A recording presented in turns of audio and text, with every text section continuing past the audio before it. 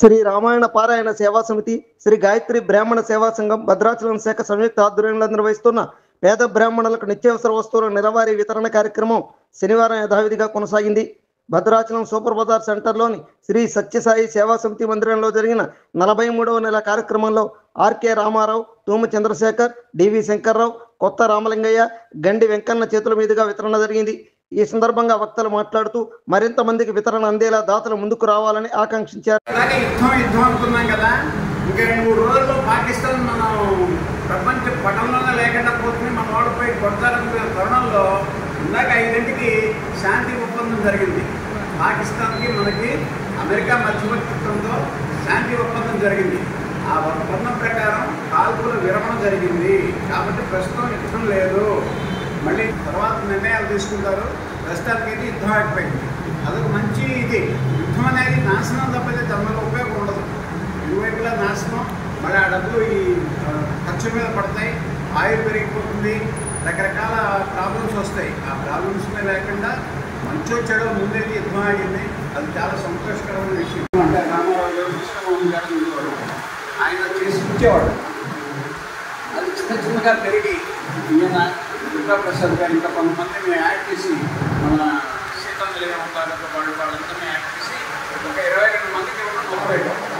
తర్వాత కొంతమంది వెళ్ళిపోయి కుదరక అది 20 మంది 18 మందికి వస్తుంది. అయితే కరోనాలో కుప్పలు ఇవ్వడం మొదలుపెట్టారు, కానీ ఎవరు కంటిన్యూ చేయాలి. కరోనా కూడా పోయింది, అయినా కూడా మనం కంటిన్యూ చేస్తూ ఇప్పటిదాకా బీద బ్రాహ్మణ ఇక్కడ బీద బ్రాహ్మణ ఏంటంటే మెయిన్గా బీద బ్రాహ్మణ కోసం పెట్టింది. బీద బ్రాహ్మణులు బ్రాహ్మణులు చేస్తుంది. అయితే బ్రాహ్మణులు కాకుండా ఒక క్యాన్సర్ పేషెంట్ బ్రాహ్మణులు కాదు, అది కూడా మానవతా దృక్పథంతో మేము ఇస్తున్నాం. అలా ఇంకోటి కూడా వేరే క్యాస్ట్ అని ఉన్నారు. బ్రాహ్మణులనే ఏం లేదు, కానీ బ్రాహ్మణులకి ఎవరు ఒక రిజర్వేషన్ కానీ ఏముండదు, వాళ్ళకి సపోర్ట్ ఉండదు. కాబట్టి మెయిన్ బ్రాహ్మణులకు ఇస్తూ నిజంగా నీట్ బేస్డ్ వాళ్ళకి ఉంటే 1-6 వాళ్ళకి కూడా మేము ఇస్తున్నాం. అదేంటి మా సంగతి.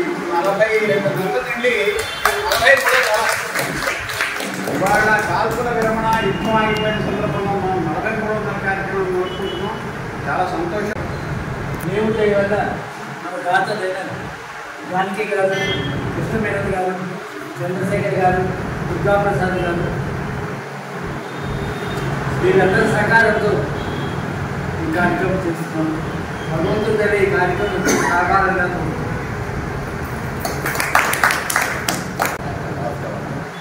ఇప్పుడు శ్రీరామాయణ చూస్తే మనం 43వ నెల వరకు ఈ నిర్విఘ్నంగా చేసుకుంటూ వస్తున్నామమ్మా.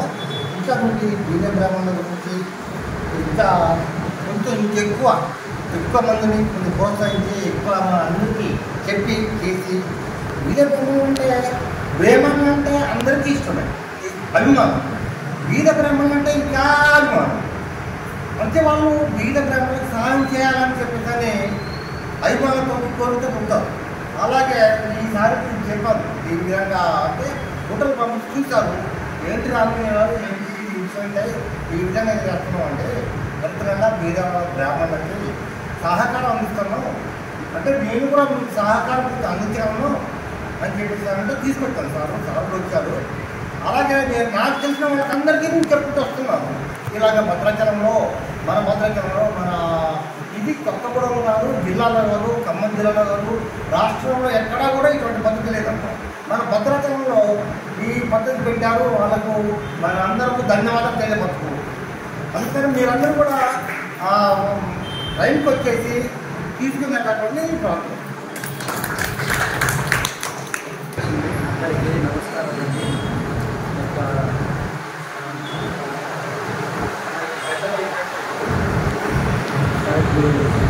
కానీ రామారావు గారు కానీ రామలింగ గారు అంటే మనం ఈ కార్యక్రమం చేయడం చాలా మంచి ఉద్దేశం, మంచి అభిప్రాయం. అలాగే మనకు బీద బ్రాహ్మణులకే కాకుండా వేరే వాళ్ళకు కూడా ఇస్తే బాగుంటుందని నా యొక్క ఆలోచన అండి. ఎవరైనా పేదవాళ్ళని చూసి ఎవరైనా అర్హులైన వాళ్ళకు కూడా ఇద్దామని నా ఆలోచన ఉందండి. తప్పనిసరిగా నేను కూడా ఈ యొక్క కార్యక్రమంలో భాగస్వామ్యం చాలా సంతోషిస్తున్నాను. T24 వెలది న్యూస్ ఛానల్ అందరూ చూడండి, లైక్ చేయండి, షేర్ చేయండి, సబ్స్క్రైబ్ చేయడం మర్చిపోకండి.